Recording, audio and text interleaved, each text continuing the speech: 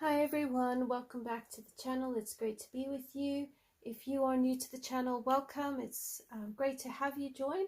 I'm continuing coloring in Romantic Country, the first tale by Eriy.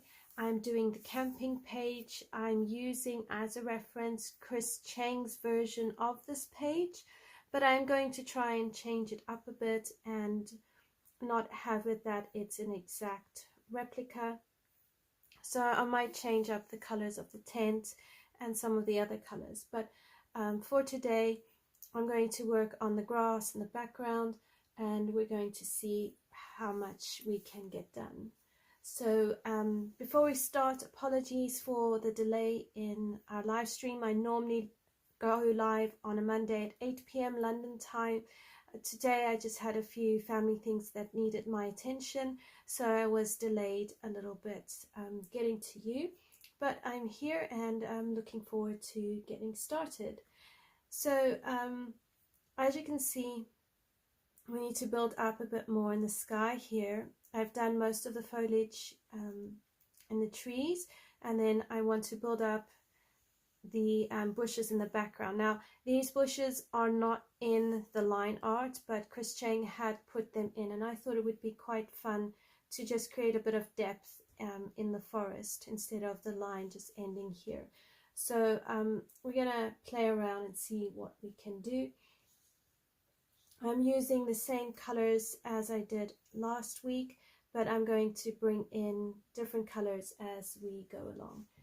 And then I will from time to time just flip through and just double check the actual page with my reference photo, just so I can get a better idea of where everything is and how it needs to look.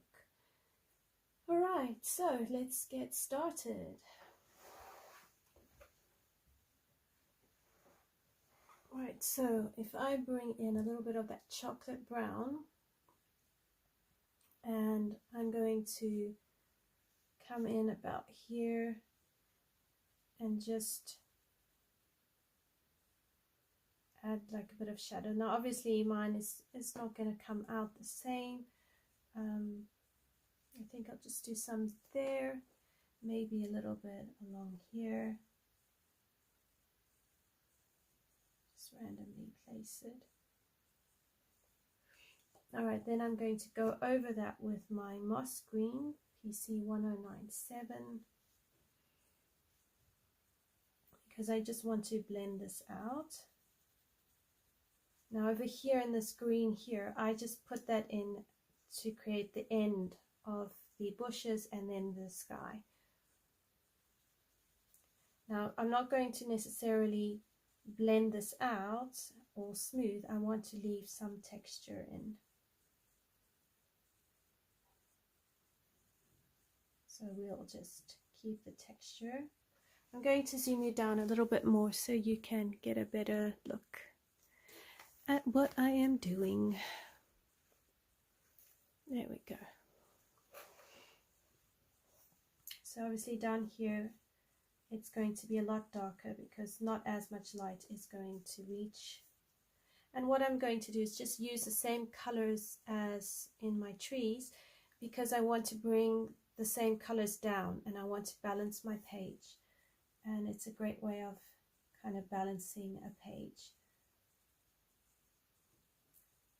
So when you're coloring, try and just think about your coloring page and the colors you've chosen, and then think about where, more or less, where you're going to place everything. And if you have a color up at the top, you know, how can you bring that down so that your page is balanced.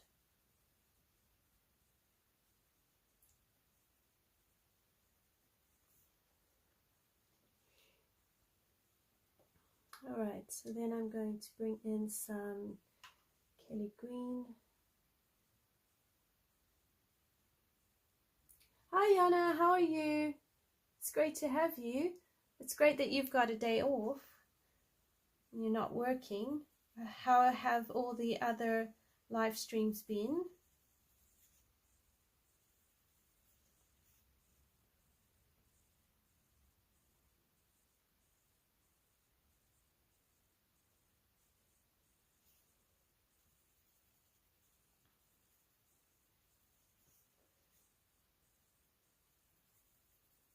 So the Kelly green will just help make it a bit more vibrant.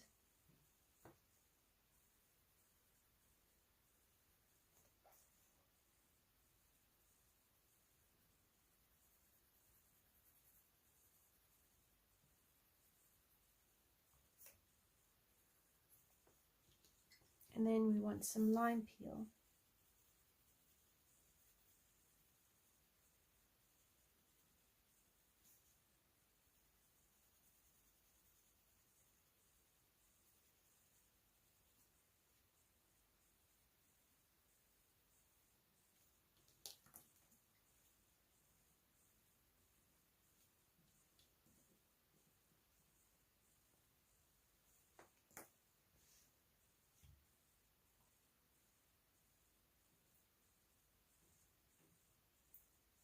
Oh, fabulous. Sounds like you've had a lovely day of coloring channels and live streams.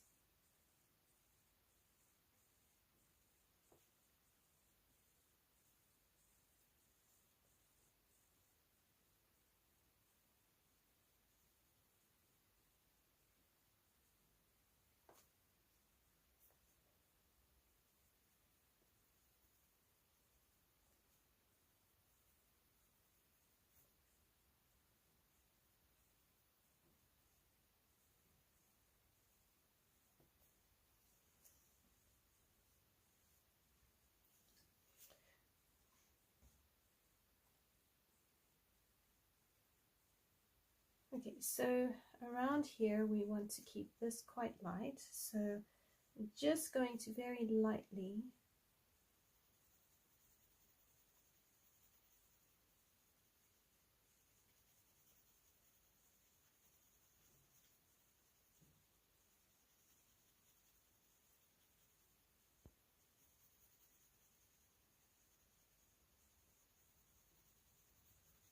so I'm just wanting to place in some of my highlighted areas.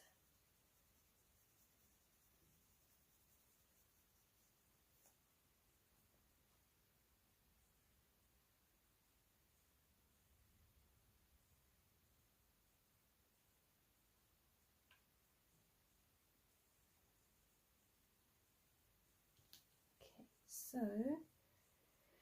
along here by the camping tents, you're going to have shadows. So I'm just very lightly going to use a 90% warm grey and just bring in some shadow.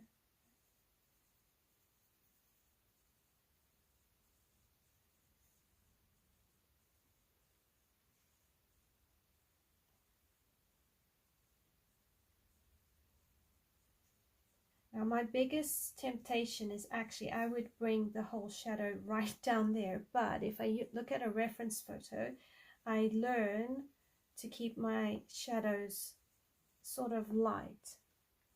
And it's very important for me to learn that because I tend to put in too much shadow sometimes, and then that will not work necessarily well for the balance of the page and making the picture look believable.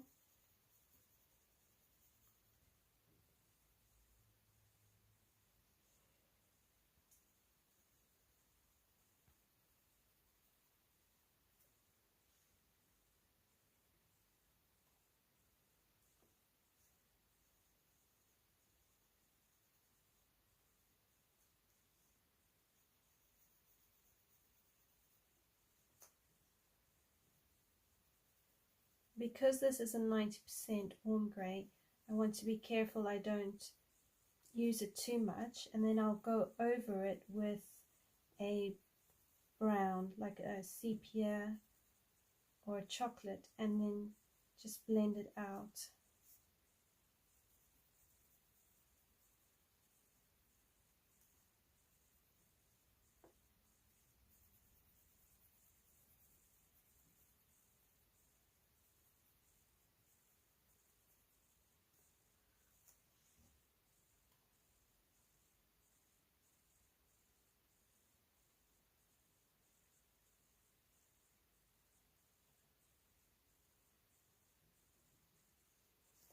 I'm just going to shift this up a bit.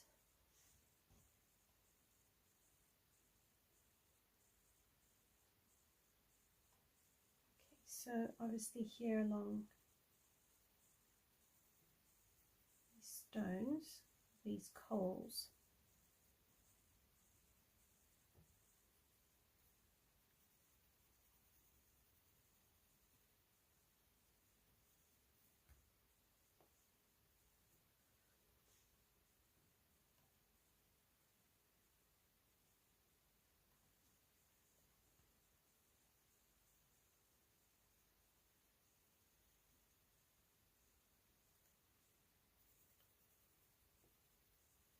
so if you want the full tutorial of how Chris Cheng actually colored this page, it is a time-lapse video, so you can check that out on her channel.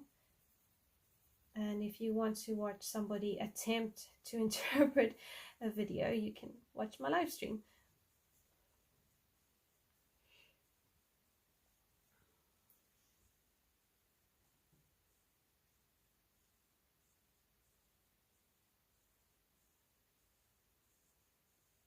Okay, so then underneath the basket here, you would have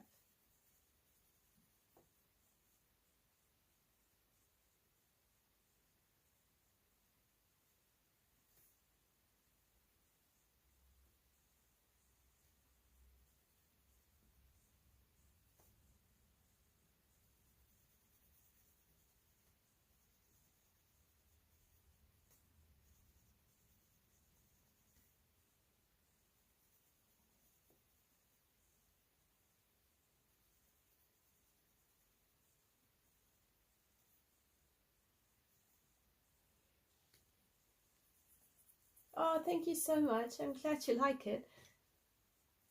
It's a really fun page to color.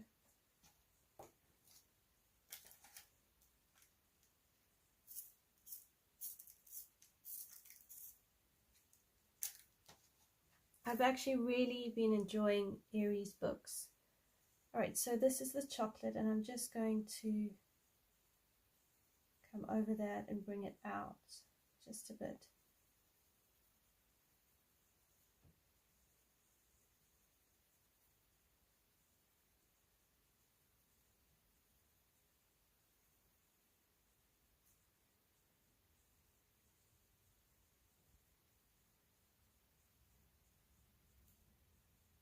I really like the color palette Chris Cheng chose.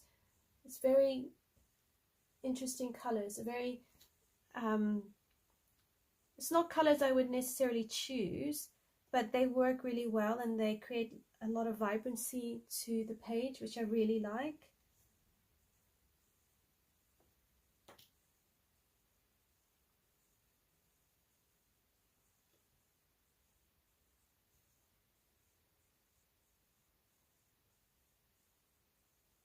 Just bring a bit of this there.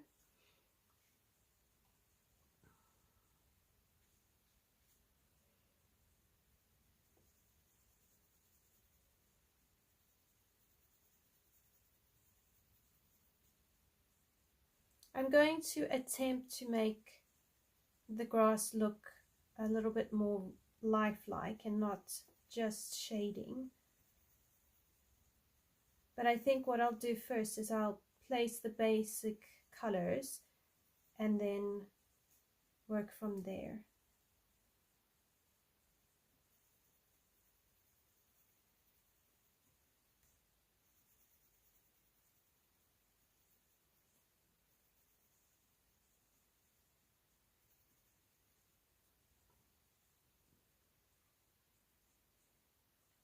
Oh, okay, so you haven't seen her video of this page. Sorry, I'll try to keep my head out of the frame. So if you go onto Chris Cheng's original channel, because she actually has two channels now. She's got a membership channel and then her old channel. If you go to her old channel and you go under playlists, you'll see she has an Eriy playlist.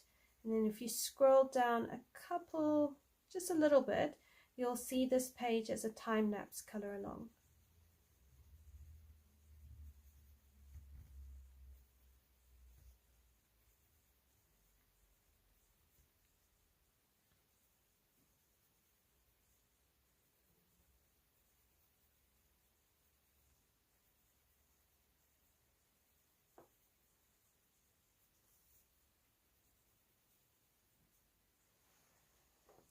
Hi Kenny, hi Leslie, how are you? I hope you are both well and had a good weekend. How was the camping trip, Leslie? Are you back or are you still camping?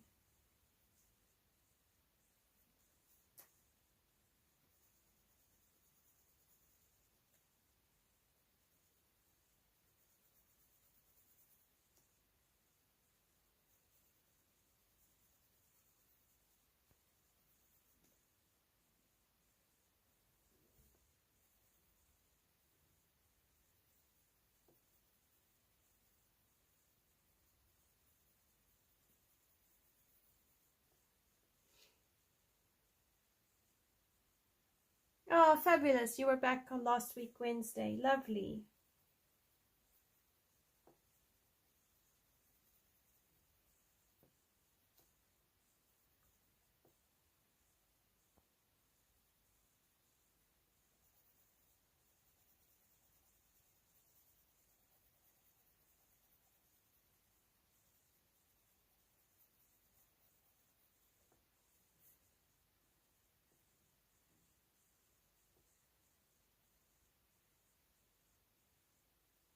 Still recovering. I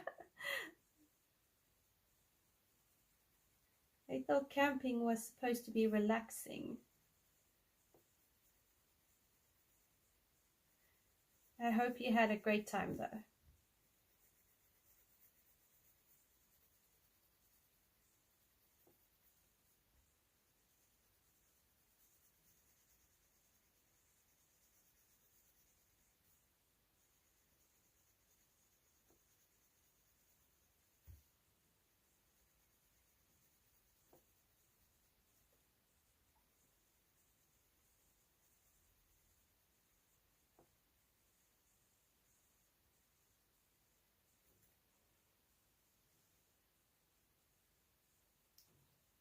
Fair enough.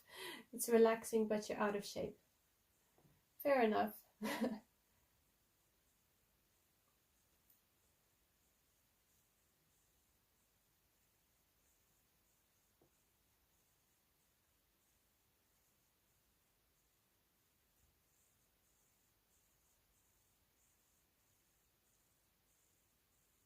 Right, so I'm just checking where all the brown, because grass is never really just, unless it's, you know, like a sports field or something like that, it won't necessarily have a lot of green. There will be splotches of brown scattered all over the place.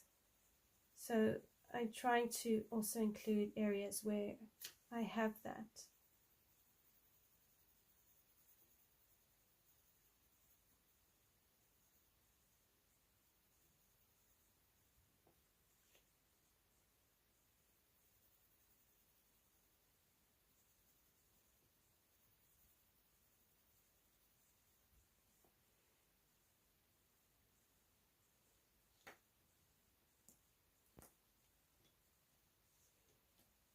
Okay, so then I'm going to use my moss green.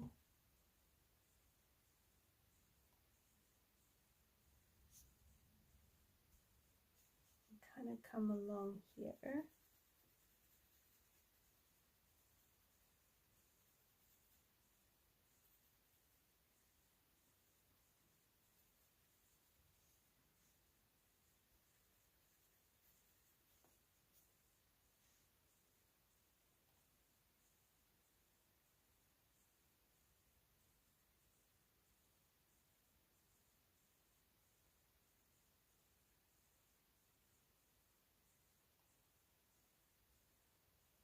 Okay.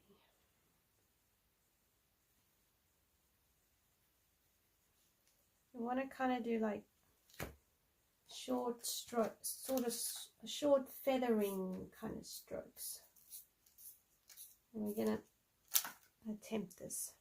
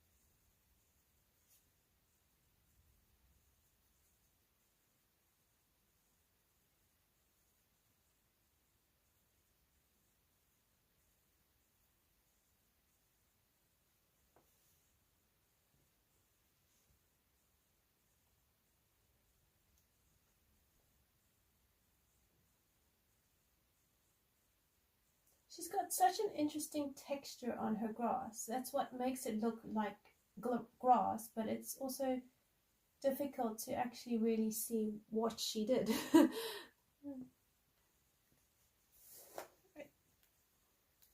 This is the part where I sometimes just go, you know what, forget it, I'll just try.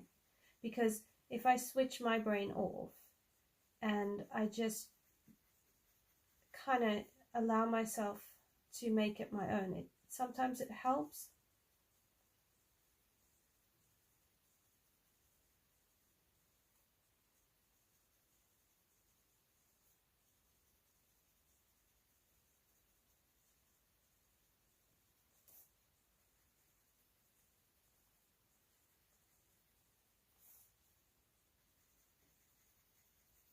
So this is where sometimes my ideas of creating that believable grass kind of falls flat and I end up just creating a gradient.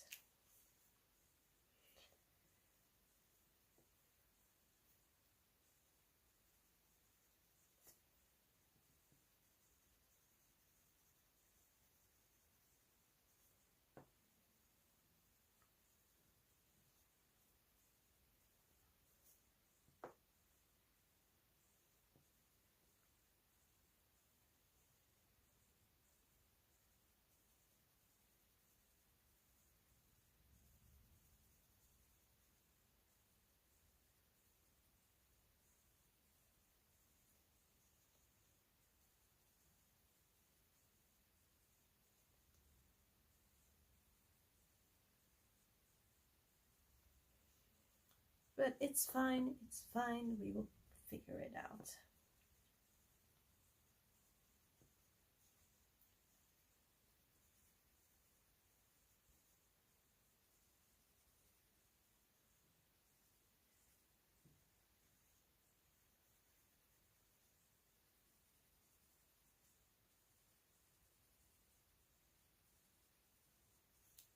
Maybe if I go kind of like behind where she's got these strokes, it's like little markings, maybe that will help.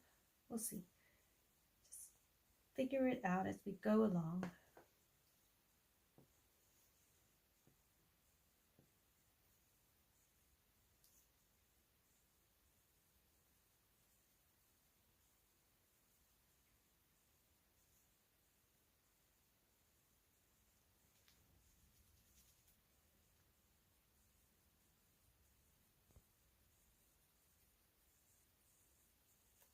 So here where there's shadow, there won't be a lot of texture, but we can try put some texture towards this side of the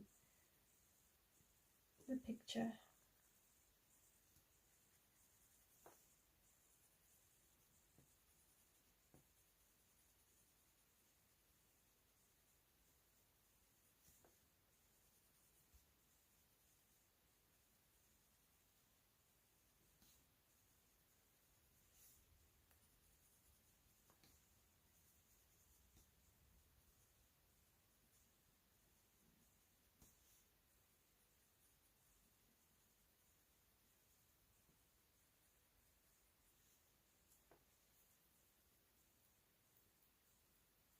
Yes, they are so smush. Prismas definitely are. I think with Prismas, the key to getting those individual strokes is to have very sharp Prisma pencils. And making sure that your final layer, you use those sharp pencils. Building up the layers is not too much of an issue, but when you're almost done, you do really need to make sure you've got a sharp pencil.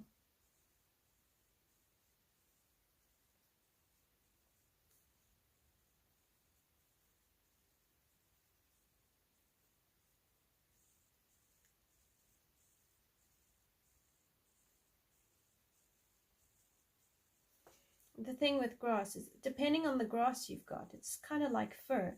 If you want long grass, you'd use longer strokes, and if you have short grass, you would use shorter strokes. But I'm presuming this sort of grass would be quite short, so kind of going with that on my bases.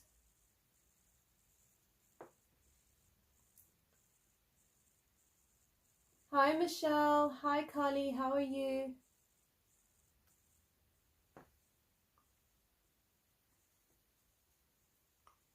I find with fur, it's almost better to do a base layer with Prismas, and then when you want the details, you come in with polychromos pencils, because with the polys being oil based, wherever you put your stroke, it's going to stay. You won't really budge it.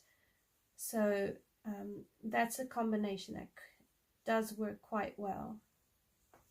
And sometimes I do that for hair.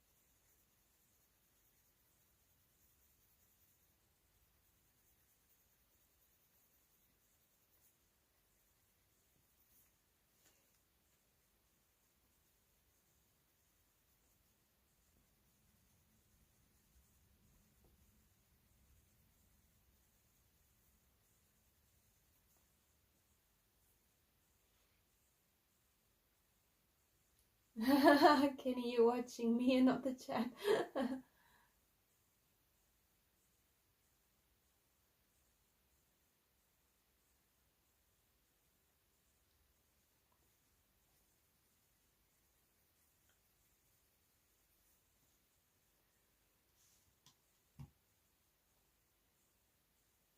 Right, so this section here will be quite dark, not too much lights.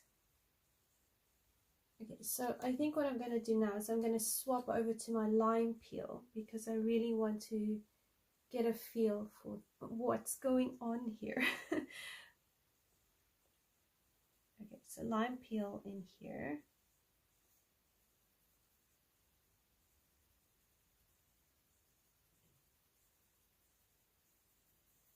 So here what I'm going to do is just very quickly lay a base of this lighter color. So it's not very neat, it's quite rough.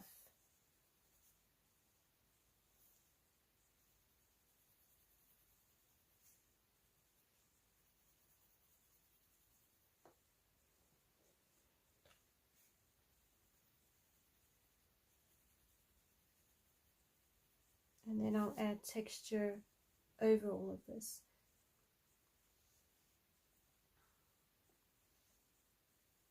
I think she's actually got some spring green or something in here.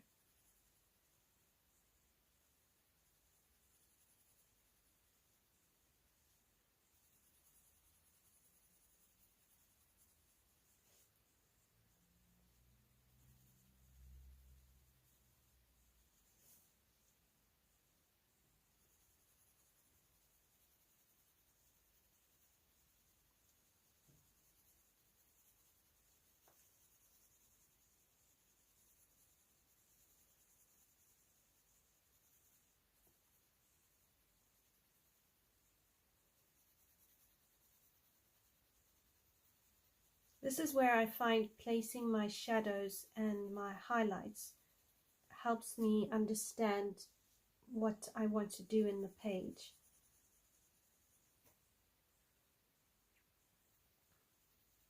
And then I can layer up other greens on top of all of this.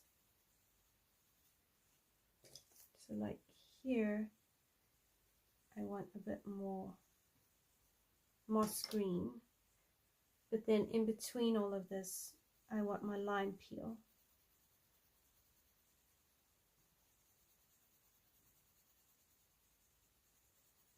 And quite honestly, this is the point or the part of the picture where it's very easy to run away from it instead of trusting the process. It's like, ah, it's a hot mess.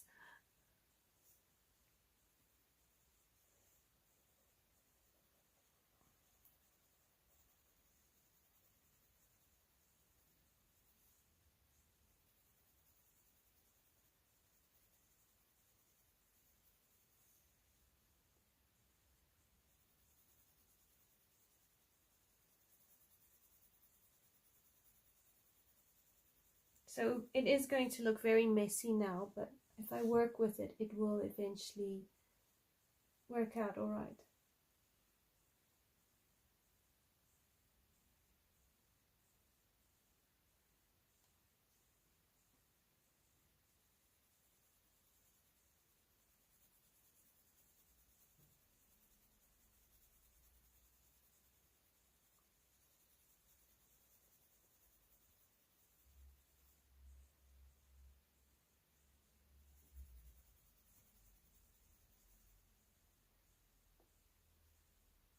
Okay, so here I'm going to bring in my Kelly green.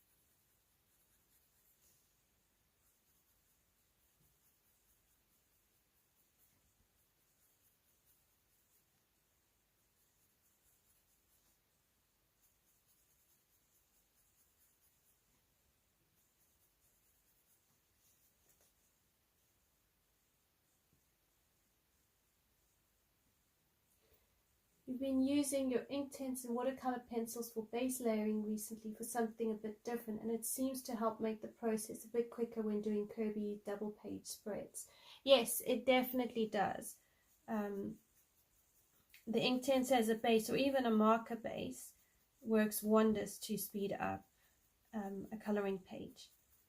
And the main reason is because it takes away the tooth of the paper.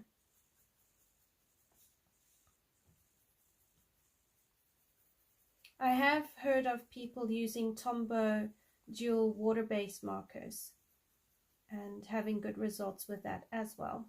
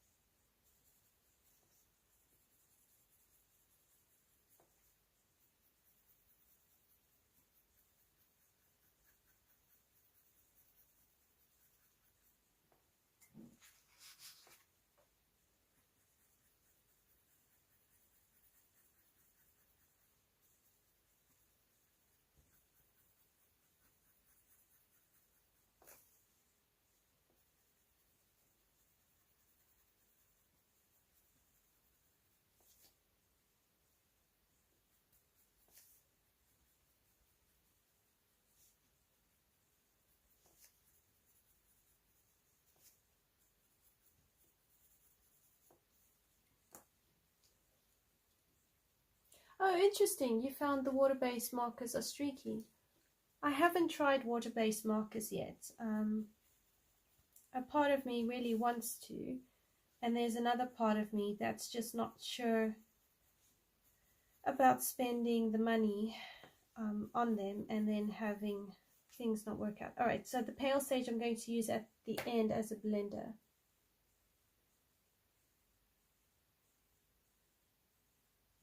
I've heard people say that the water-based markers don't bleed through. That's part of why I've been intrigued to actually try them. Alright, so this is marine green.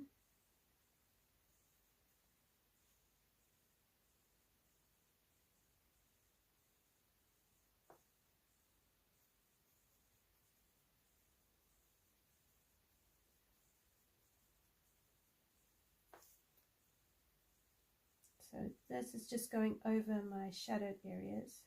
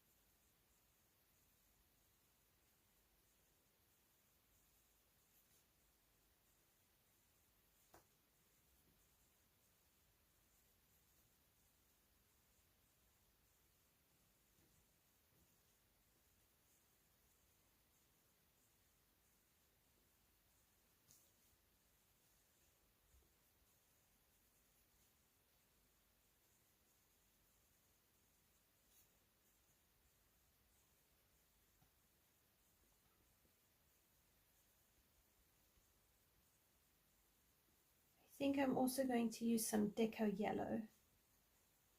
I'm hoping that might help a little bit.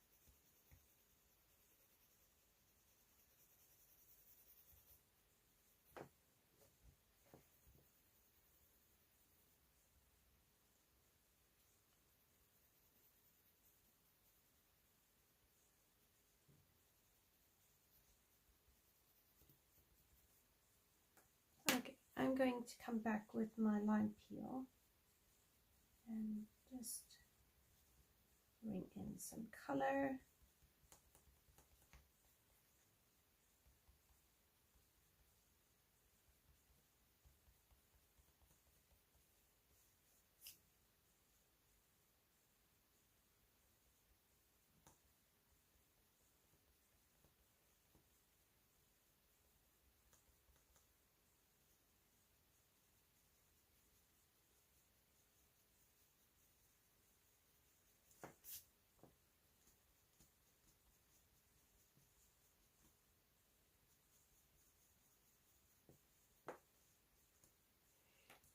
And then marine lime green.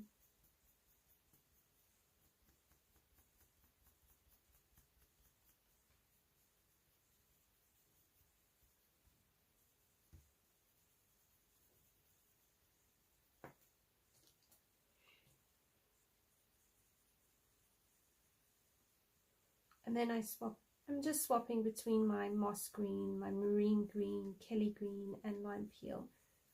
I'm just trying to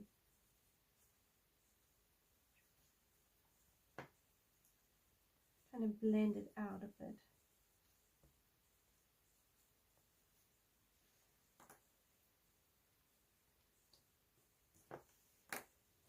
Okay, then some pale sage.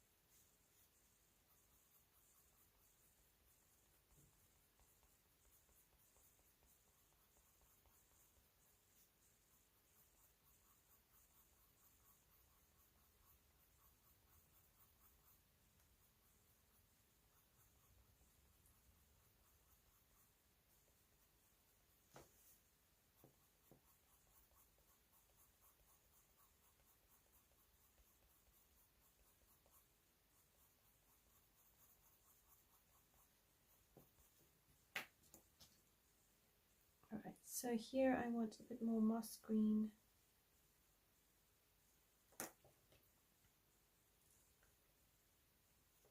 Lime green and Kelly green. I like the Kelly green because it gives it a little bit more brightness. And then you can add in a few more strokes, but then with it blended out, it doesn't look too streaky.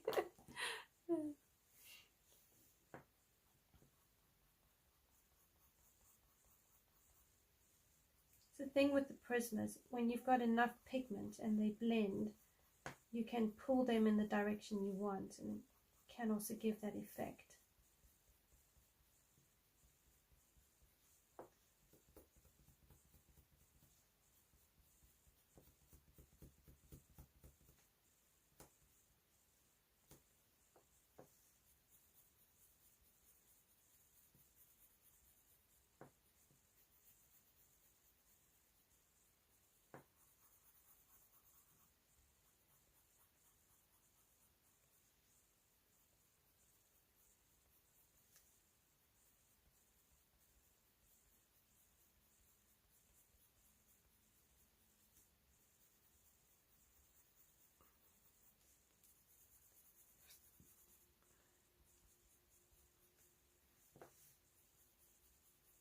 Okay, I want to bring in a bit of Deco yellow. So I think it might work actually to have a little bit of that yellow brightness in some of these areas.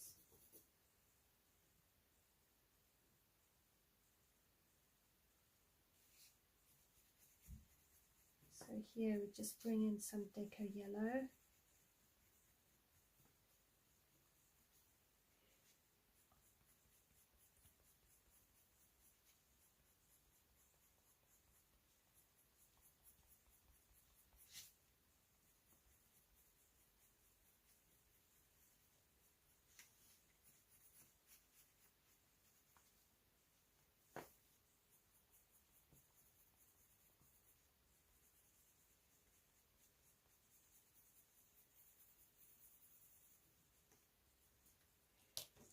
And then moss green down here.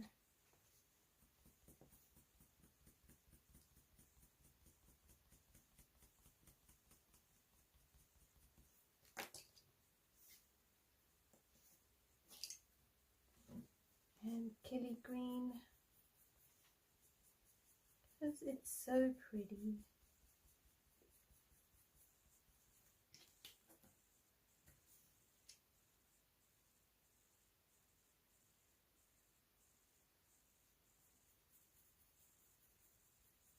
And I blend it out with my pale sage.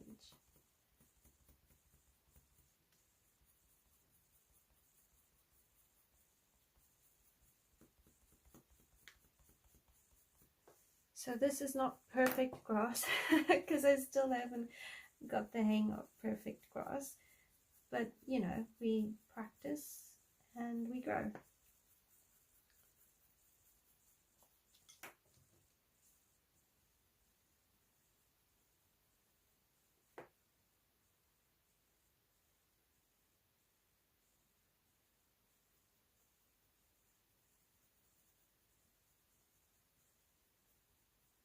Which brand of water-based markers did you try, Carly?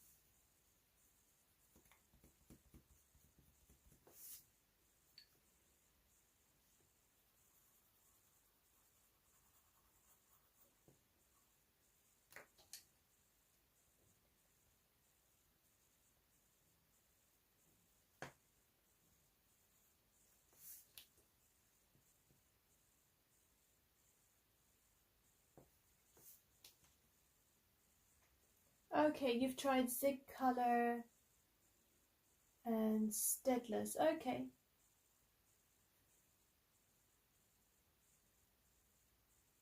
Oh, that's wonderful, Yana, that you use all sorts of shading colors in your grass, your browns, your grays, and your yellows. That's cool. Hi, Pickle. How are you? Okay, so Michelle uses the Ohuhu. That's cool. I was looking at the Tombow dual brush markers, but they're really expensive. So I'm sort of leaning towards just saving up for them and then waiting and seeing.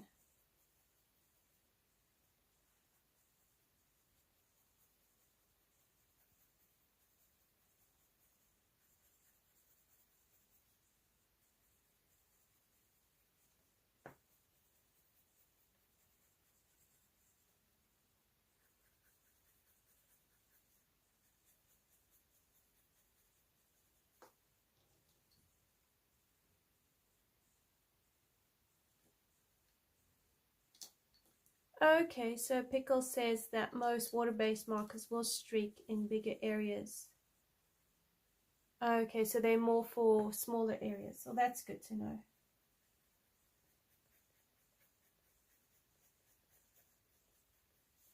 Sometimes I wonder if it's, you know, which is better. Because if I'm going to use something as a base, why don't I just stick to Inktense pencils? So I don't always see it where having Inktense pencils, watercolor, water-based markers, I don't always understand the need to have all of those. I feel like I'm missing something.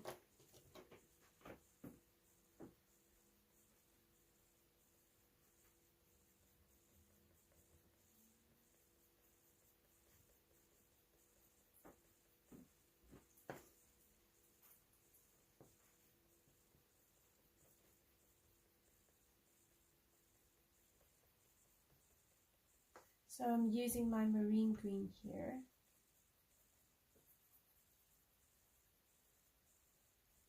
Just trying to work on these shadows.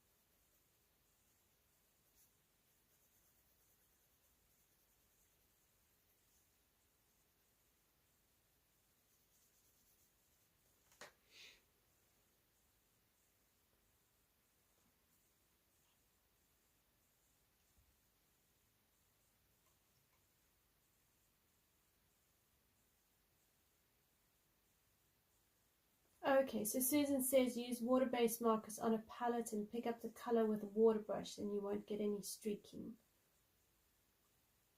Hi Shani, how are you?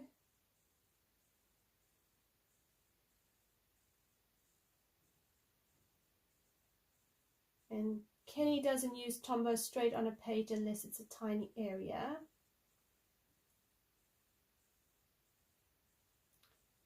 Pickle says that can work but won't give the same effect as the mark itself, so it depends on the look and effect you want.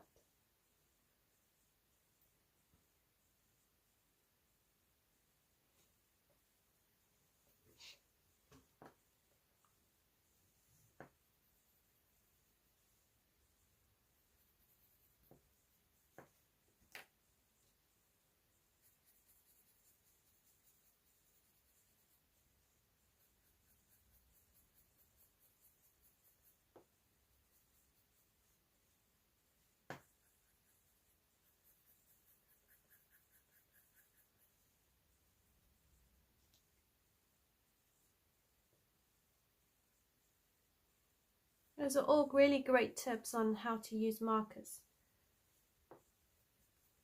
Water-based markers.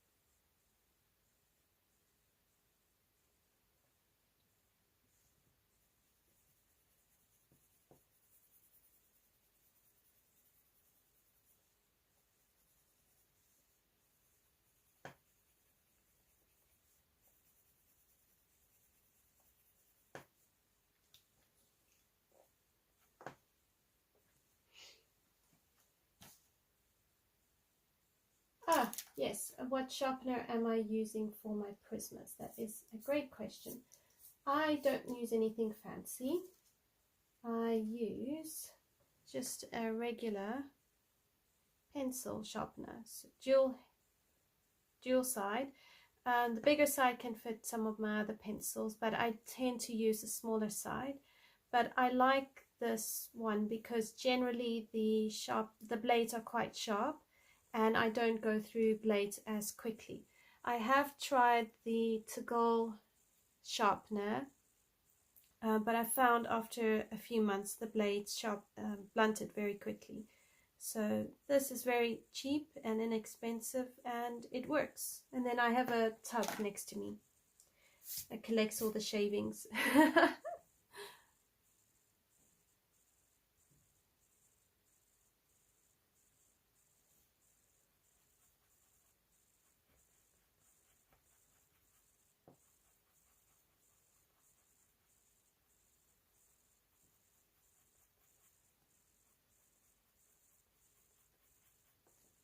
So Pickle uses Tombow markers or markers in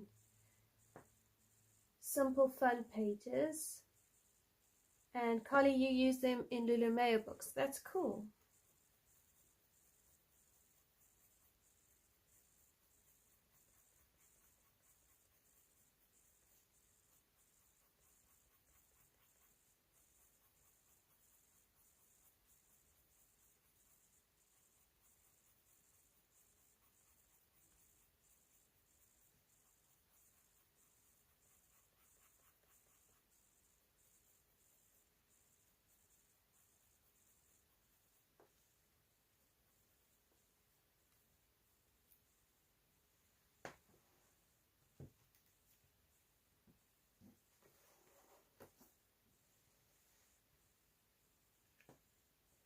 Oh, cool. You take some of them on the boat. That's really cool.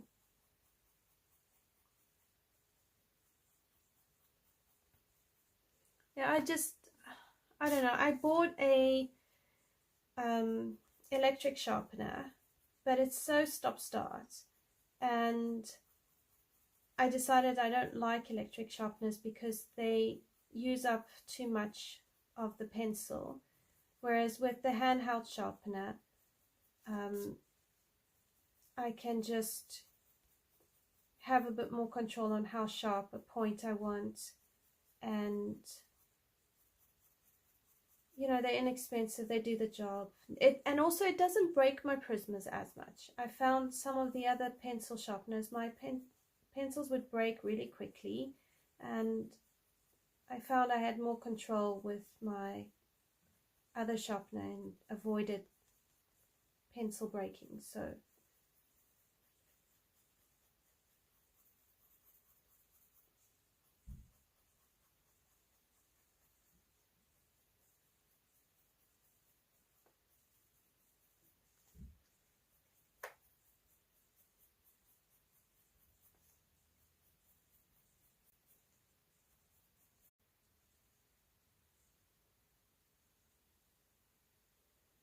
okay, I should be back. Let me know if I'm back. I've tried to hop back into the current live stream so it carries on. I'm so sorry. I had everything right next to me, the cable and all of that, and I did not plug the cable into the actual phone. And my phone was sitting at, I think, like 50%, so I knew I had to plug it in and then I didn't. Oh well, it's bound to happen on my channel. I'm really sorry. I had a good run between today and the previous time I ended up with a flat battery on a live stream. Oh my goodness. So sorry. I have no excuse. I really don't have an excuse.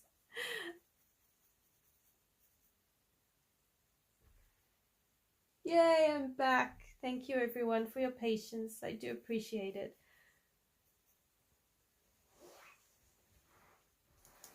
Maybe I should change my channel to Welcome to Blackouts with Eriy.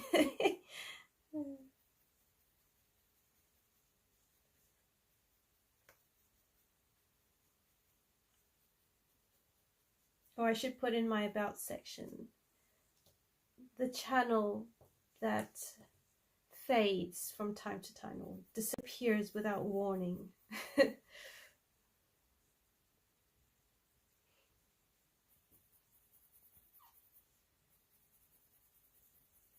Oh, thank you for understanding. Okay, I want a bit of my, not my white pencil, a grey-green light. I think it's a grey-green light. That really, really light green pencil, which I think is actually a blender pencil.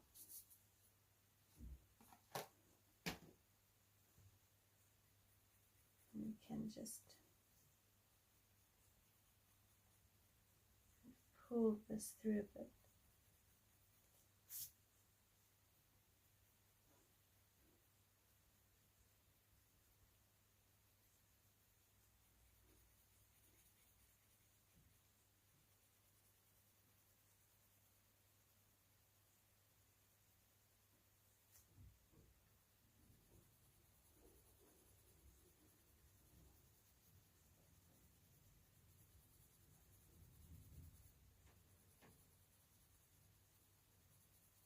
Just try blend it out in the corners so it looks a little bit more natural.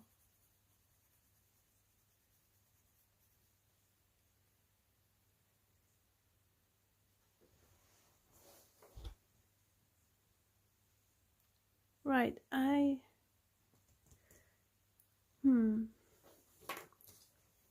want a bit more moss green in here.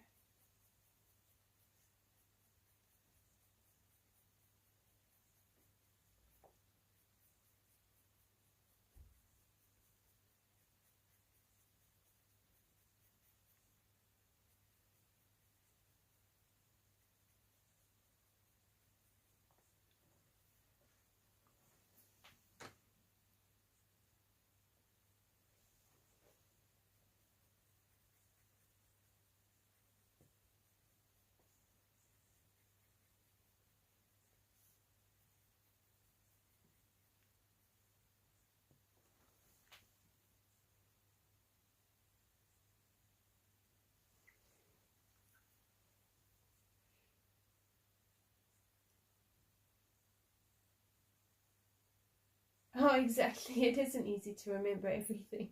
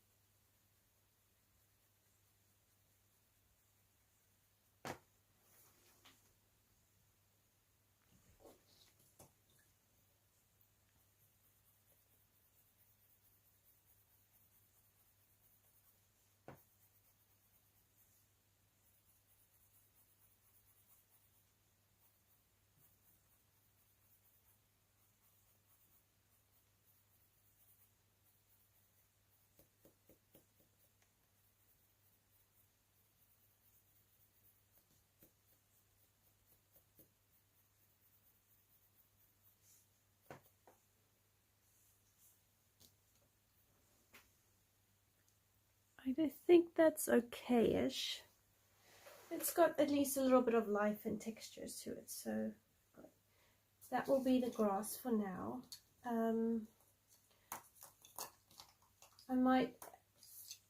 I think at the end I'll add all the little like flowers and that sort of stuff.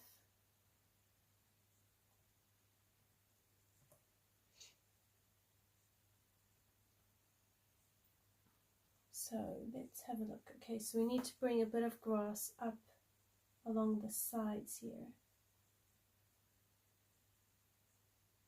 Okay, well, we will attempt that.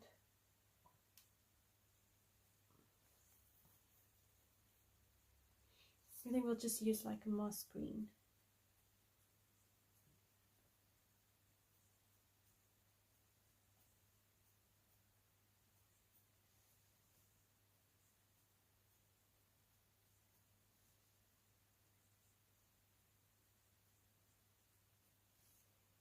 Maybe something like that.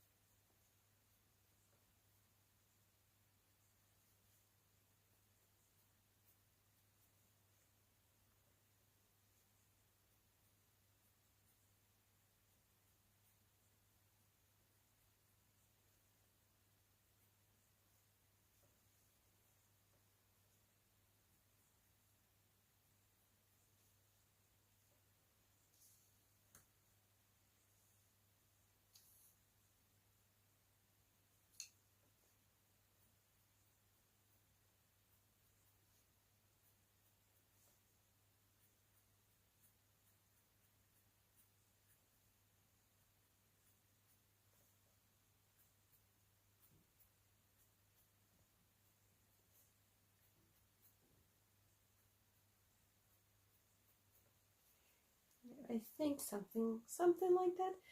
Okay.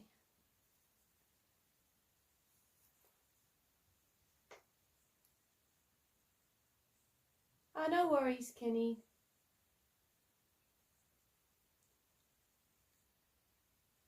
Alright, let's get out some greys and do some of the pans and the bowls. I think for that we could probably use warm greys and probably get away with it actually. So a warm grey, 90% and a 10% French grey. So I don't want it like shiny, too shiny. Right, I'm going to zoom you closer.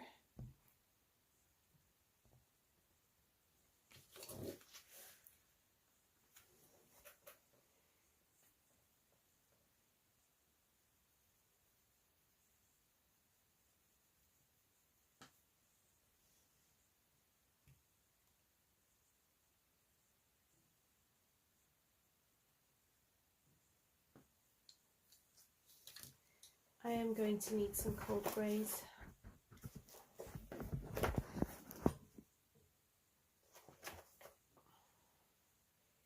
A 50% cool grey.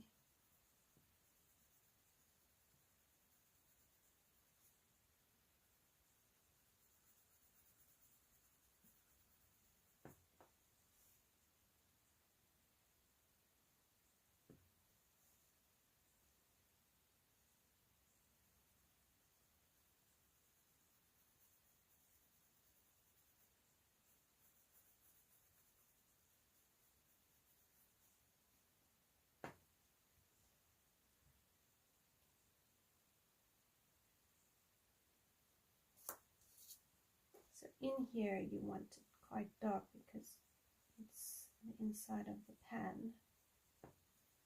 So 90% French grey, warm grey.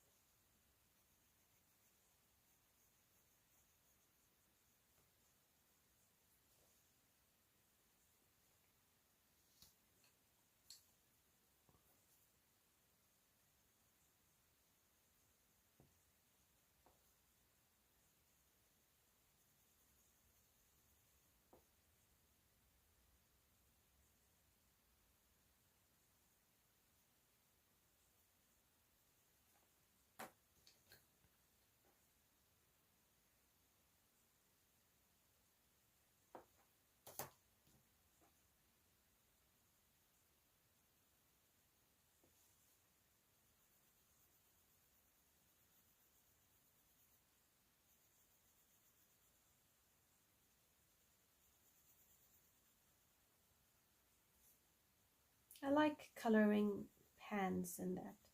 I find them quite easy to colour. They're not terribly difficult.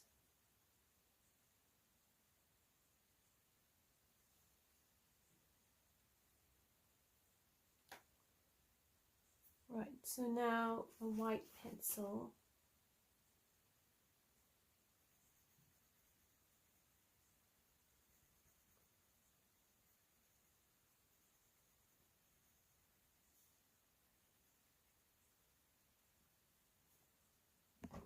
And I've recently been using my Prisma blender quite a bit, and I've actually found in the Eriy books it works really well.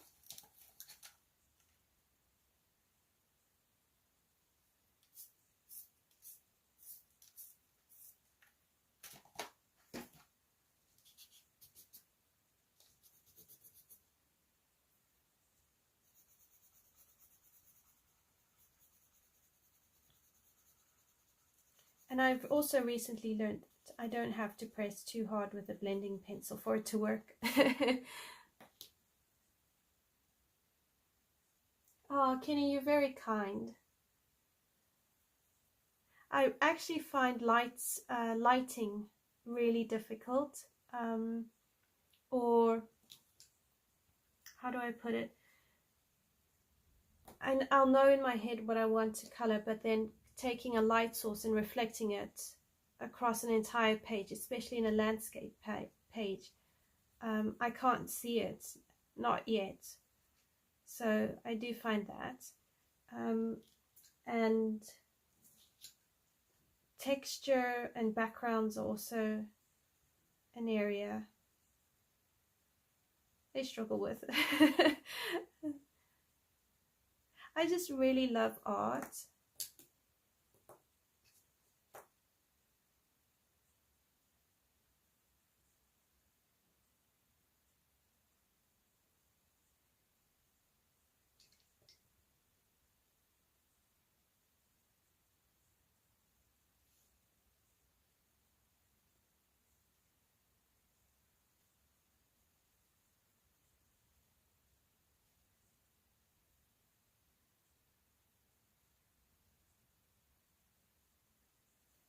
If you use a black pencil or a dark grey pencil, and you, especially in Eriy's books, because you can easily lose the line art, it's nice to actually place it back in with a darker pencil, and then you can soften it or blend it out slightly with another pencil.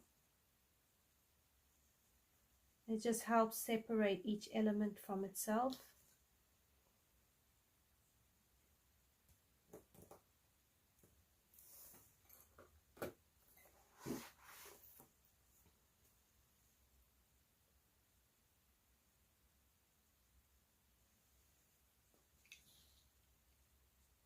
Okay, so then the same with this one, but then you need to leave a little bit of light in it so we can actually see that he's got food. It confuses you too. Yeah, sometimes. So I go onto Pinterest or Instagram, and I can find the most amazing pictures. Now, granted, this is digital art or photos, and I know that it's done by professional artists, but it absolutely amazes me at how people can actually create some of these pictures I see, or even if it's a photograph, that nature behaves the way it does, and it's just phenomenal. But then, you know, I suppose you need like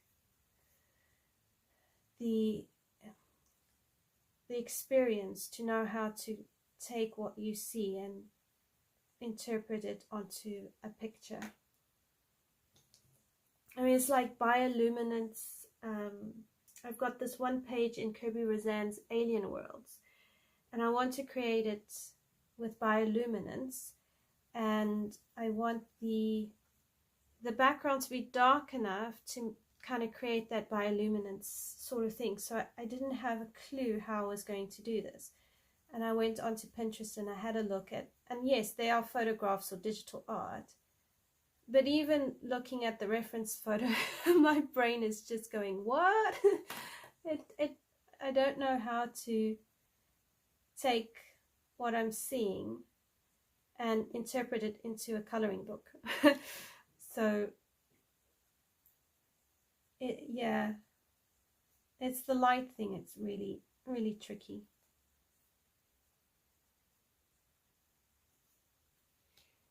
Right, I think in there we can put maybe a beige of sorts inside here. It's got a bit of color.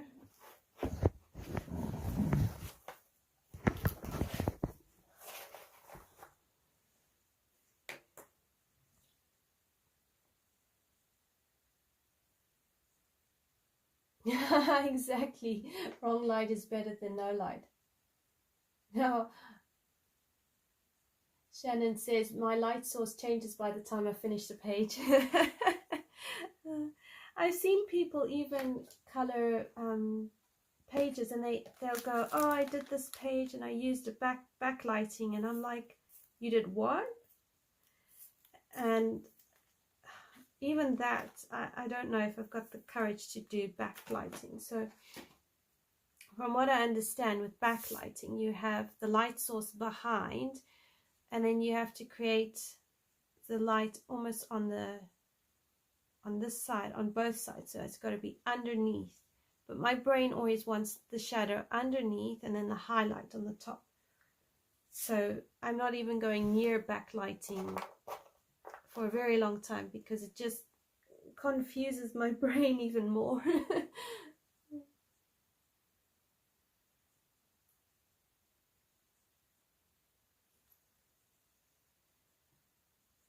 Alright, so we've got the spoons to do, and we'll just apply the same principle.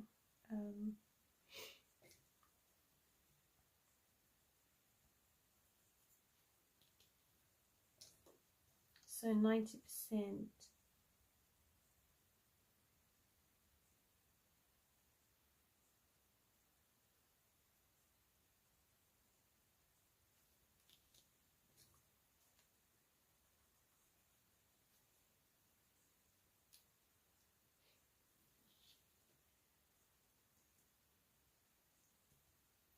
And then if we put a bit of beige there, we can show that he's got his spoon dipped in something.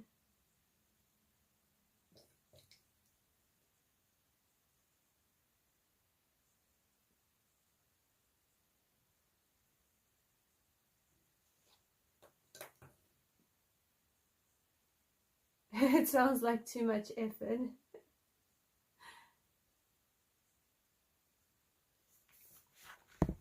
Pancake looking pages are great. I like your pages, Pickle.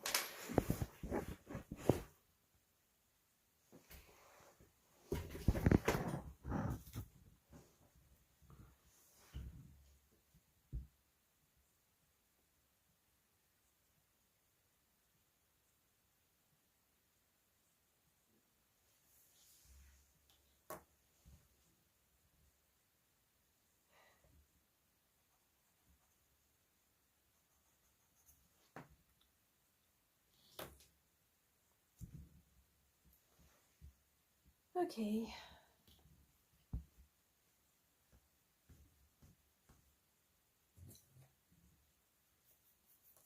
Alright, so now I'm going to take my chocolate and I'm going to start working on these two logs down here.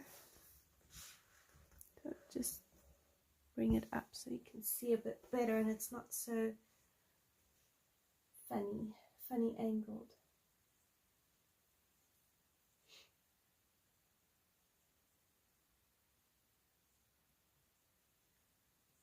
Alright, so let's see.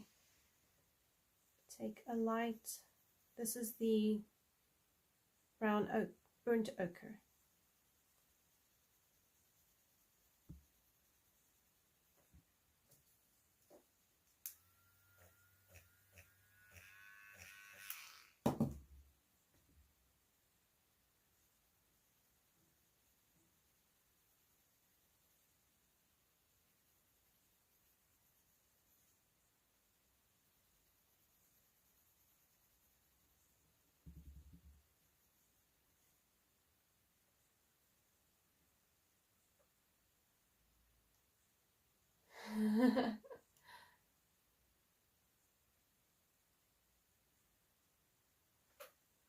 Alright, so along here,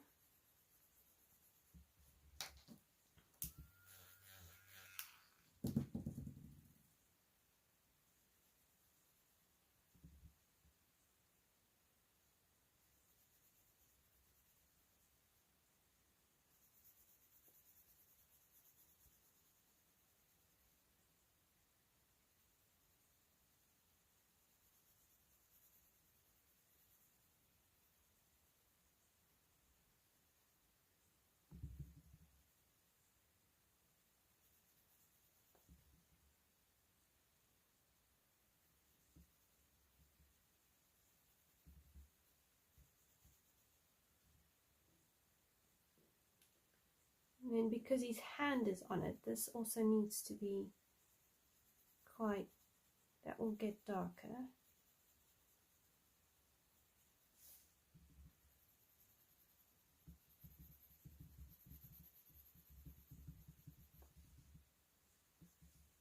Alright, now I'll take my sepia and create my log lines.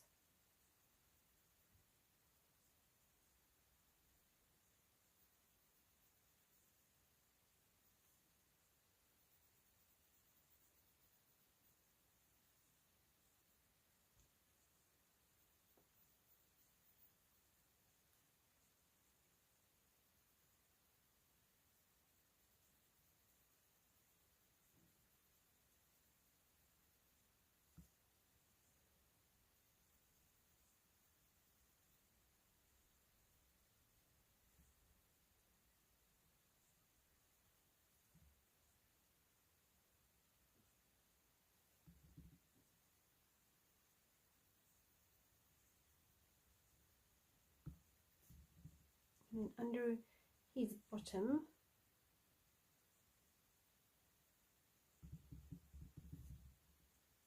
and under his hand, just a wee bit.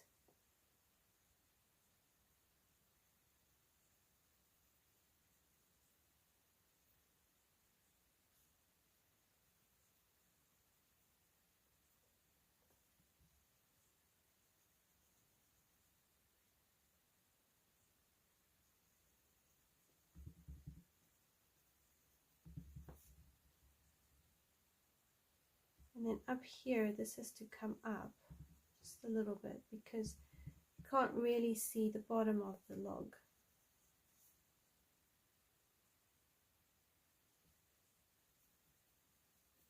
Just like a glazing of it.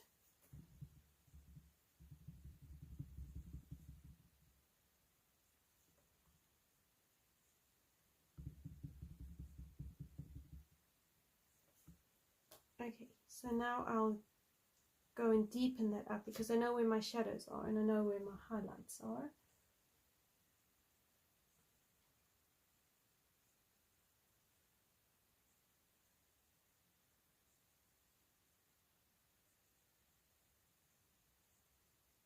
Oh, thanks, Leslie. Glad you like the grass. Hi, Gia. How are you?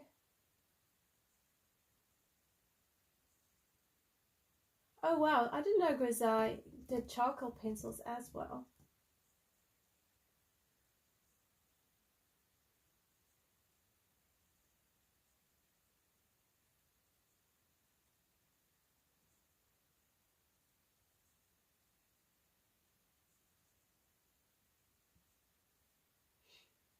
Okay, so chocolate.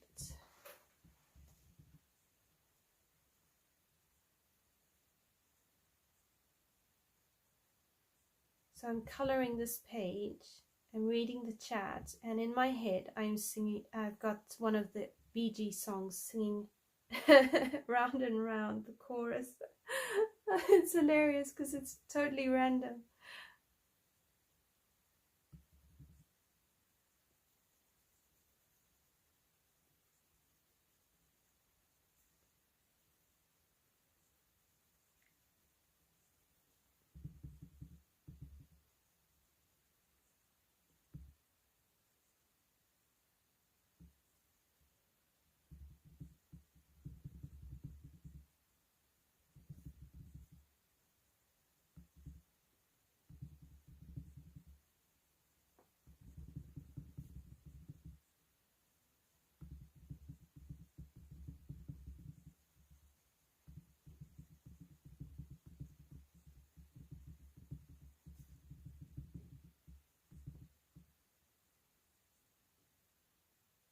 Oh, it goes, I don't know what it's called, but it's the one, you don't know what it's like, you don't know what it's like to love somebody the way I love you. Which is hilarious because it's got no relevance to what I'm singing, but I just keep hearing it in my head. And I think it came from one of the DVDs or videos way back in the 90s. My parents ended up having one of their performances, so I would watch it sometimes with them. And I know that they play, the one guy's playing the keyboard and they're having a good old song and dance. And that's just going on. Yeah, love somebody.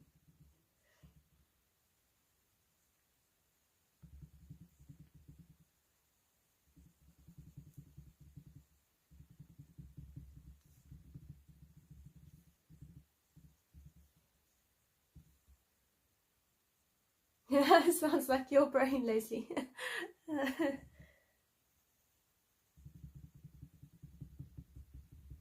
I really liked the Bee Gees. I mean, the 90s and 80s music, I think, were really some of the best music out there. I mean, there are some of today's singers that they're okay.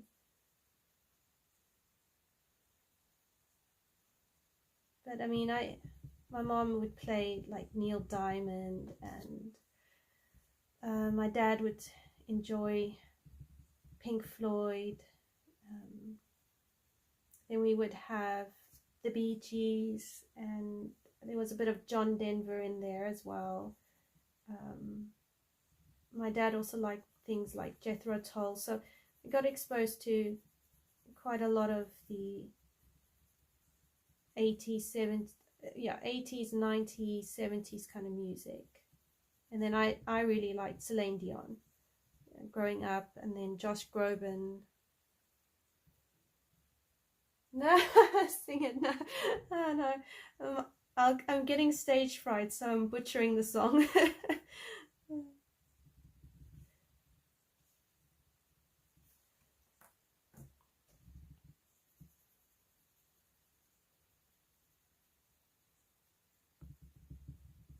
I quite like a bit of Dolly Parton. I mean, the other day I had her song Jolene's running through my head. And then the other, just recently, I think it was over the weekend, I was listening to Pentatonics, because they're really great fun. And I like that they're a cappella.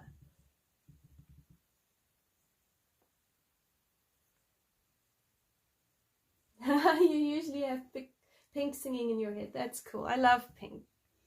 She's got some really great songs.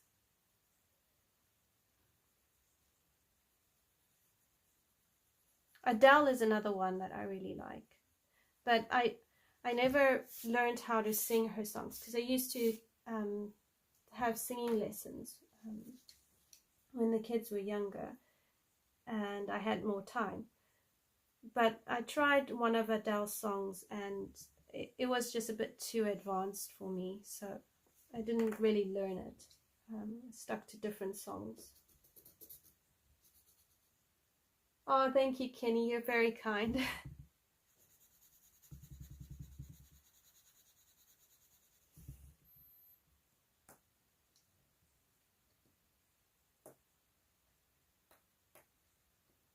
Oh, exactly, Pickle. Almost any music is better than today's music, especially some of it. I don't know. I mean, there was a Taylor, I think it was a Taylor Swift song that came out just earlier this year, and it's that one about she's having a dream, but it's actually a nightmare, and the problem is with her, and she's been written out of the will.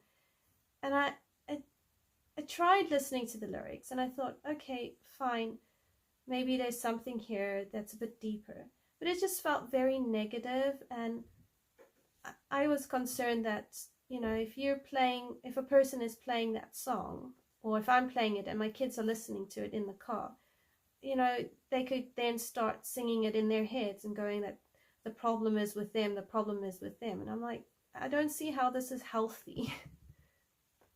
Because life happens, doesn't mean it's a problem with a person. So like, that's one of the songs that I don't like. And I don't do rap music very much and heavy rock. I can only handle so much rock music. Exactly, the 80s. I love Pentatonics and Michael Bublé for Christmas music. And then recently I put on, I will play this year, I'll play Michael W. Smith's one, which I mentioned a few weeks ago.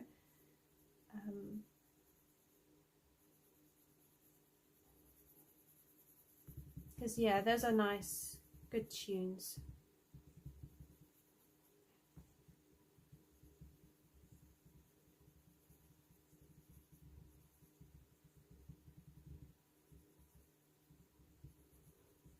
They just don't make music the same as what they used to. Sometimes it feels like there's a lot of focus on, you know, the show part of it.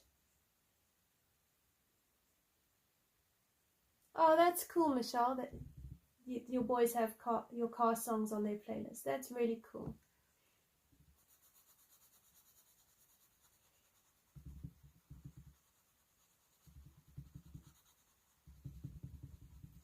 I must say my almost 13-year-old, I can't believe he's turning 13 in December. But his choices in music have been pretty good. He's introduced us to a couple of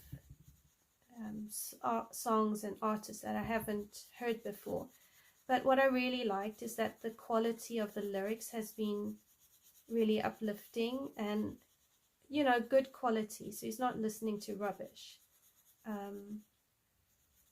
So I was really impressed with him when he compiled his own playlist.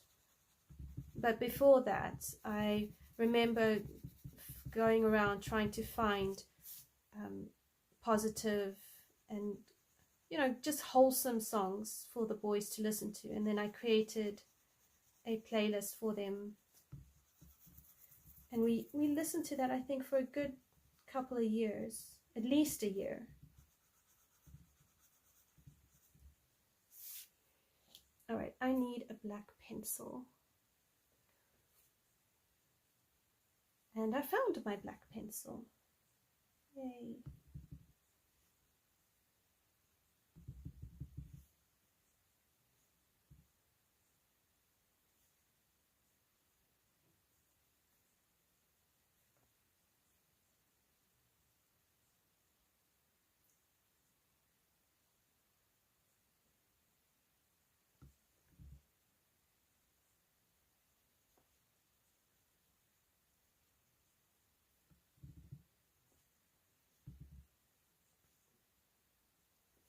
I like using the black pencil to deepen up my shadowed areas.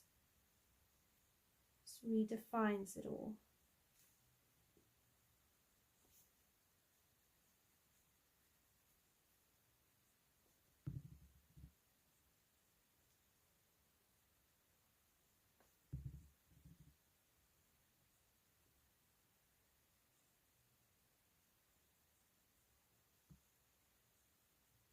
I tell you, Leslie, some of it is just, I don't know, just very odd. But even some of the movies that come out, I just don't get. I mean, the quality of movies lately, and I mean like animation movies, there's also hasn't been very well.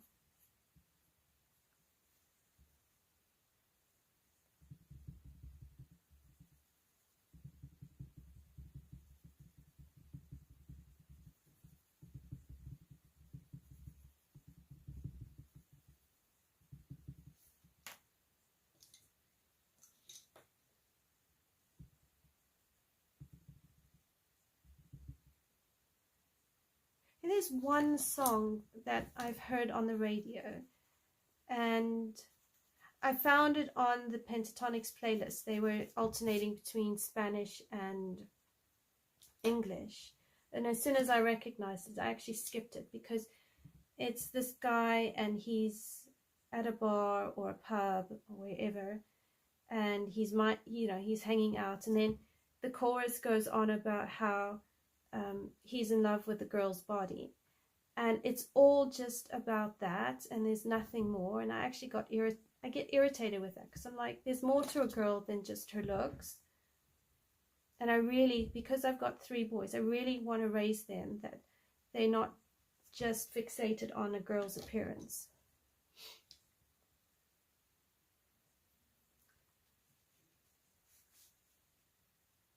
Oh, Pickle, that's awesome. This girl is on fire. Or Moana, Frozen, and Encanto. Yeah. Oh, she's 5 but loves music. That's adorable. We do the songs Let It Go. So that's one of the ones that we sometimes joke around and sing. Or in Canto, it's the We Don't Talk About Bruno, no, no, no. So that's the only part we know, and then we'll play around with that. And then some of it from Moana as well. But those are just great songs, such quality songs. Greatest Showman is another one we listen to quite a bit.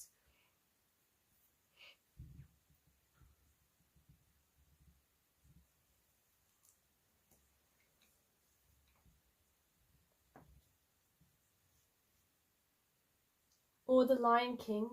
I mean, some of that's quite good as well.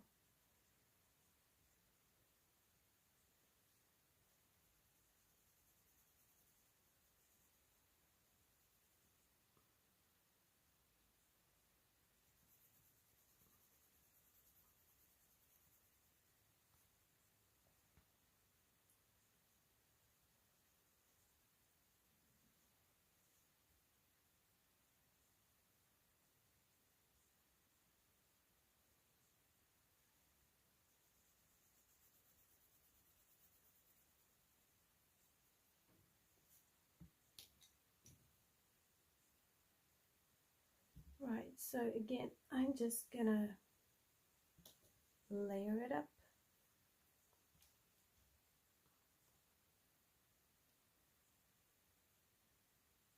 The Surface Pressure song. I don't know that song. Oh, cute. She does strong arms and stomps her foot. Oh, that is so cute. Oh, that's cool, Gia, that you've seen all the new Disney movies. I didn't watch the Disney one where it was the jazz guy and then it's all about the soul, and I think he was in a coma or something. It just got a bit too weird. So I tried to watch it and then I couldn't watch it anymore because it just felt odd. I'm trying to remember which other Disney movies we've watched. But I think we've just moved off Disney movie, like animated movies, and we've gone on to some of the reenactments. I've really enjoyed the reenactments of some of the older movies like Aladdin and Cinderella. I quite liked their take on The Little Mermaid, and it didn't really bother me too much. And then I've watched the Cinderella one. I haven't watched Pinocchio, so I'm not sure yet about that one.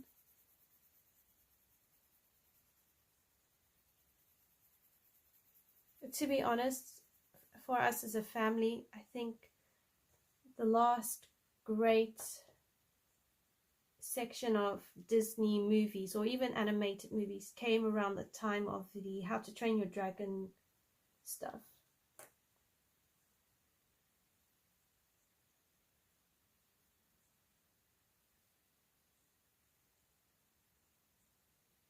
Oh yes, Leslie, I've noticed that as well with the Christian music.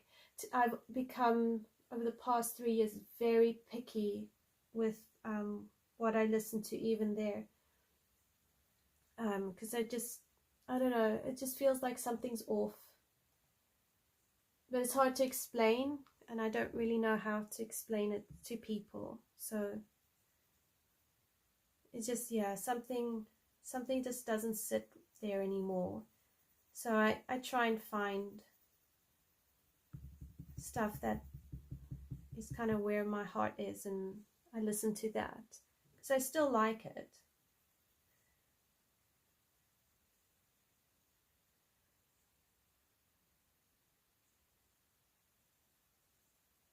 But you're right, it is what it is.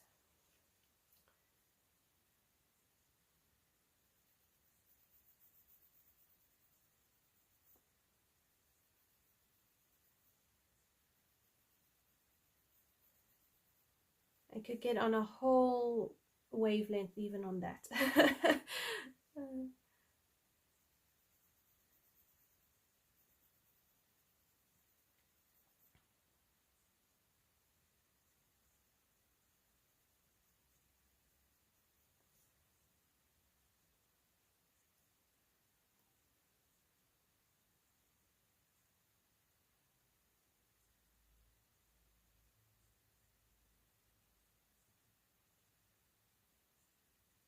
I didn't watch the Lion King remake.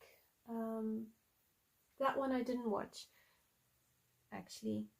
I think the reason I didn't watch it is because I could see that it had that CGI, and I wasn't 100% sold on it, so it put me off just a little bit. And even when I watched, there was another one I watched, and I could see it, I think it was Mowgli, so you could see the CGI even on that. It wasn't too bad. But to be fair, I think that was quite a while back, and it's come a long way since then, so it's impressive though what they can do with it. Oh, I haven't watched Hamilton. I've heard it's really good.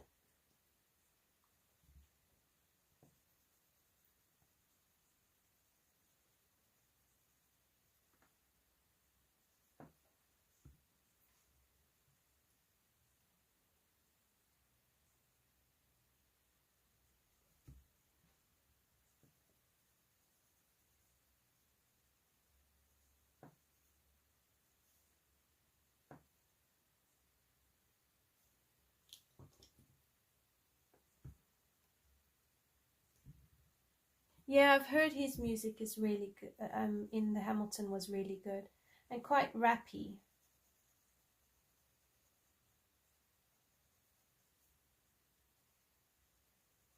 I do sometimes wish that they would make more musicals. I loved musicals. So I watched Seven Brides for Seven Brothers. I watched The King and I. This was all growing up. What else did I watch? The Sound of Music. Then you had Mary Poppins. I've watched both Mary Poppins.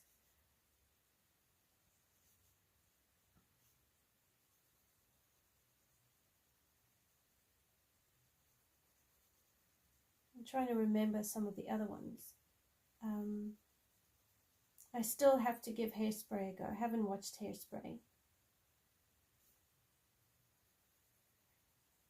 What I actually need to do is make sure I have time on a weekend or something, and then get my coloring books and sit with my laptop and watch all these gorgeous musicals.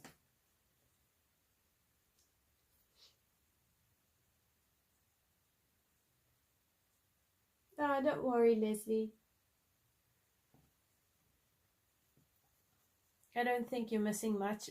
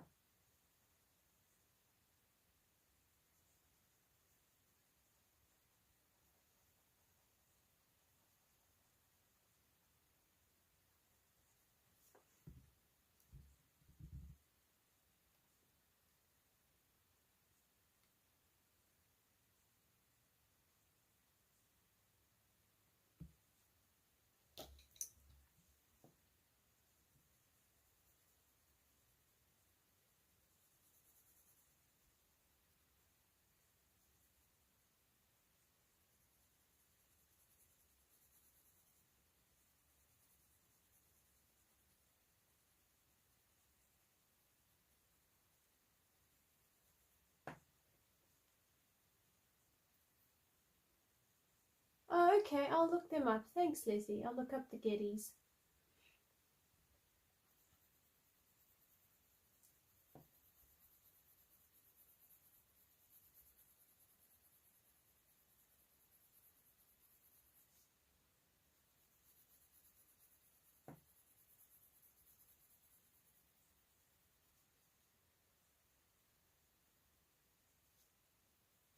I sometimes listen to a group called Shane and Shane. I think that's what they're called.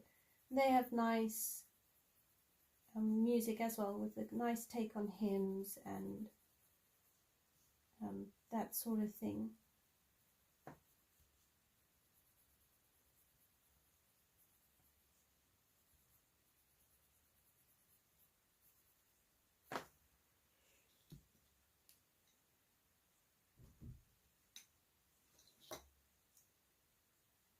Good gracious, 100 coloring pages in 12 days. I don't even know how anyone could do that.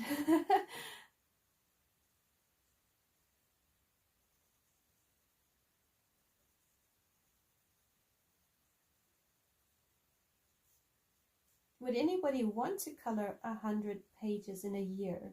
Or even in, I mean, I can't even get my head around coloring 12 pages in a month.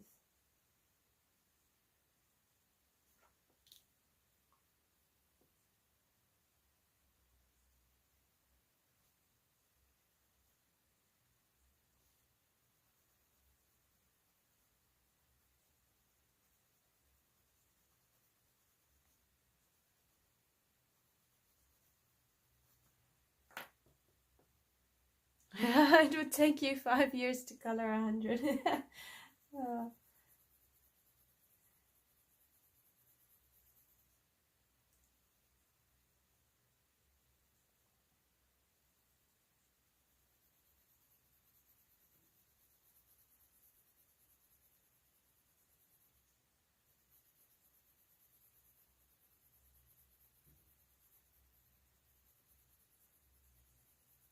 I don't know if I could color with that much pressure. You know, if I told myself try and color 100 pages in a year, I don't think I would cope.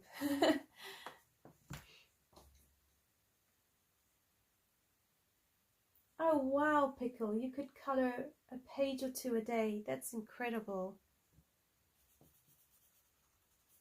Gosh, I'm lucky if I get a page done a weekend.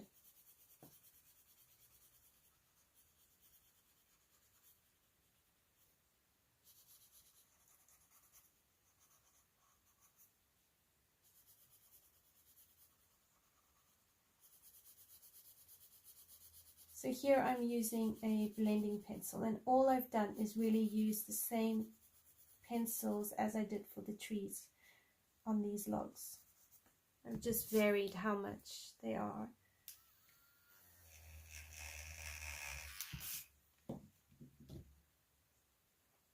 Oh wow, Yana, you're number 98 for the year. That's incredible.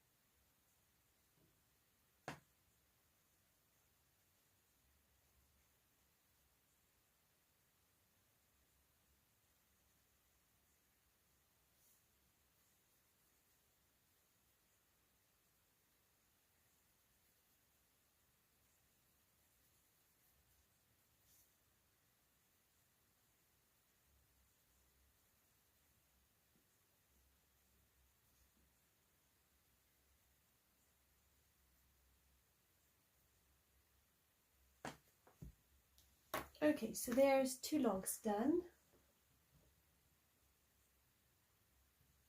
Oh wow, you completed Imagimorphia and Summer Nights in the same year. That's amazing.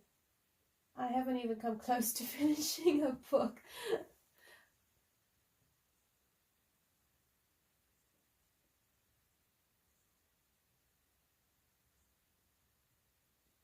Wow. I've thought of actually picking one book for next year to try and work through and see if I could complete it. So I'm thinking of doing one of the Eriy books.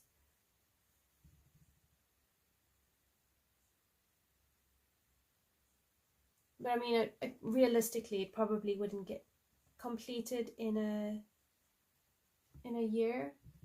It would probably take a couple of years, but you know, to actively try and complete a page could be fun. Or not a page, a book.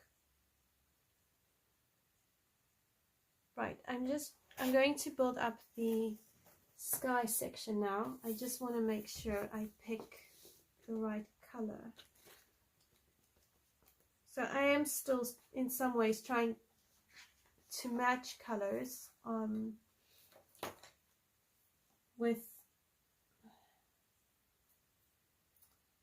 Chris Cheng's picture.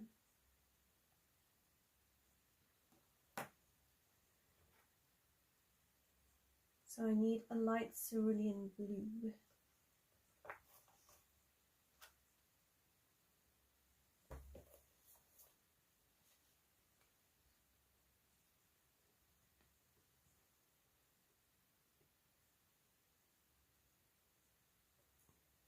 maybe a true blue. Let's see.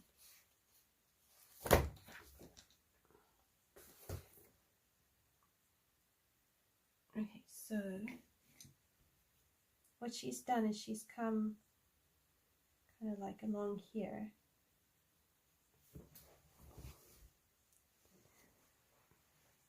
And she's placed some of this darker blue.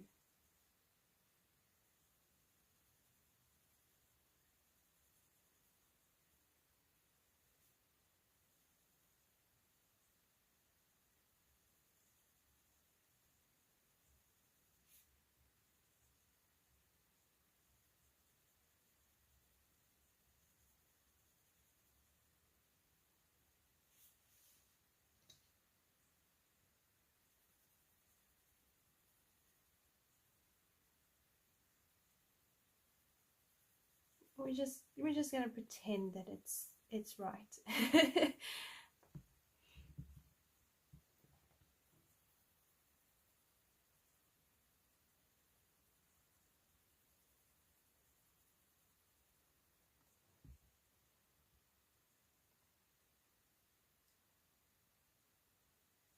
Oh wow, you have a playlist of books you've completed. That's amazing.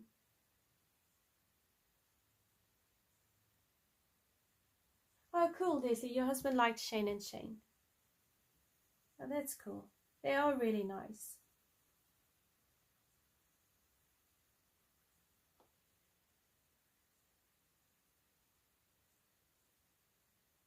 Gosh, Pickle, you finished more than 2. Wow. I need to go and take a page out of your book. Learn how to color so that I get books done. So what's happened that your coloring slowed down, Leslie? Gosh, 100 in a year is about 8 pages a month. Can you? No. I don't know if I could do that. I don't know if life would let me.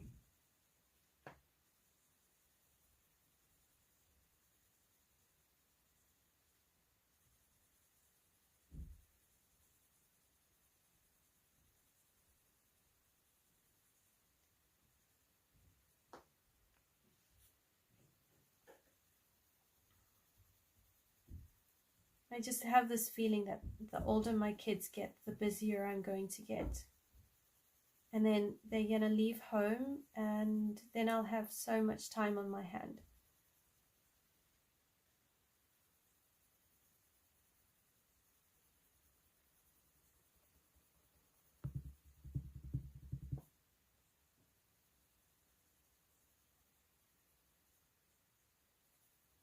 So this that I'm using here is a light cerulean blue.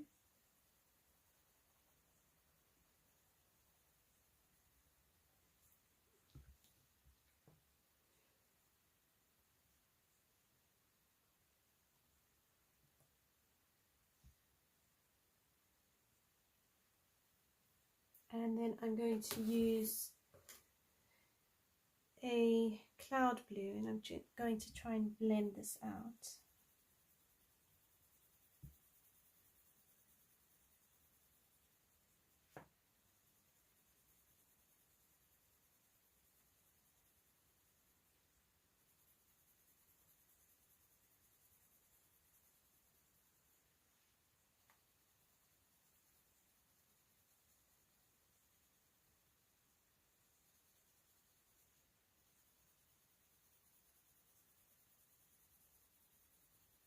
You can build up this section here, this like bush, even higher than what I've done it. I've kept mine quite a bit lower than intended. So if you go look on Chris Cheng's video, you'll see her background hedge is much higher.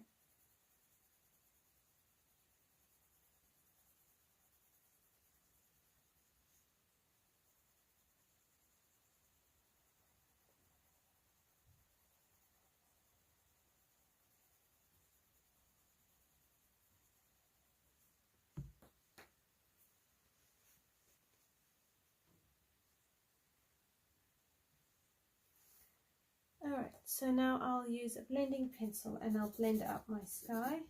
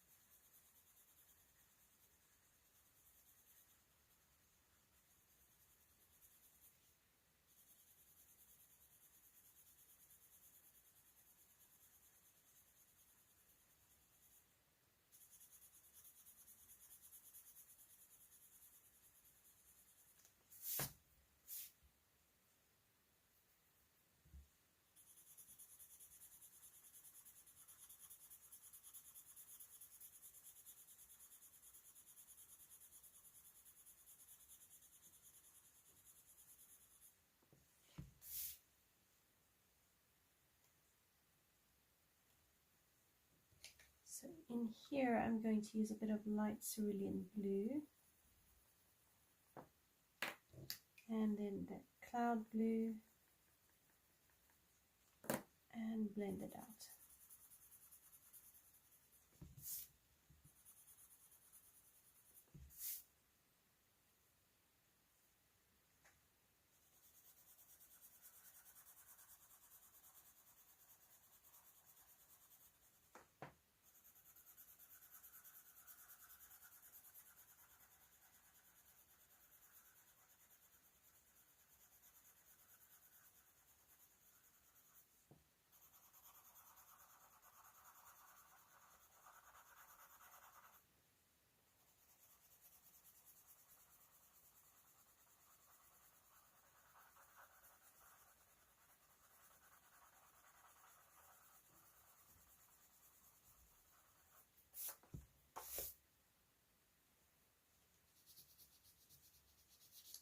Bye Carly, thanks for popping in. See you next week, hopefully. Have a good week.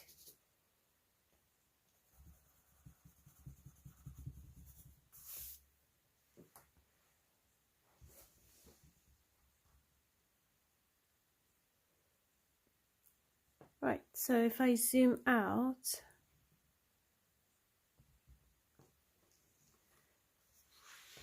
you get an idea of what the whole picture looks like. So I'll still do these tree trunks off camera because I've already shown you how to do these ones and it's the same principles. So yeah, there you go. I think I'm going to stop here before I get stuck on anything else, because it will take, you know, it will take a while to do to carry on. So next week I'll probably look at trying to see if we can finish the whole page, because the tent will probably take the longest, but all the rest is quite small elements, so they shouldn't take too long to complete.